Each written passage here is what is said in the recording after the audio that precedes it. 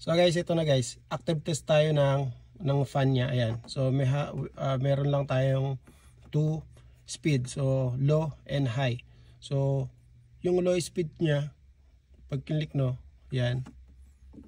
Tapos start. Dapat yan, under na yung fan. Pero yan, wala, hindi umiikot. Okay, so nasa low speed tayo ka. Pero pag tinuktok ko yan, iikot yan. Ano pa yan? Ayan, umiikot, diba? Umiikot siya. Okay. So, doon naman tayo sa stop natin. I-stop yan. Ayan. So, nag-stop. Punta tayo ngayon sa high speed.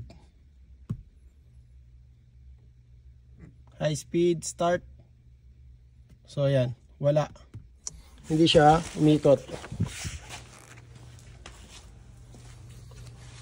Okay, so ibig sabihin, walang problema kayo yung fan natin, okay? Pero kailangan natin palitan kasi nga tinutok-tok na siya, ibig sabihin stock up na rin. So ang problema dito itong fuse box. Pakita ko sa inyo, iti-test natin mamaya.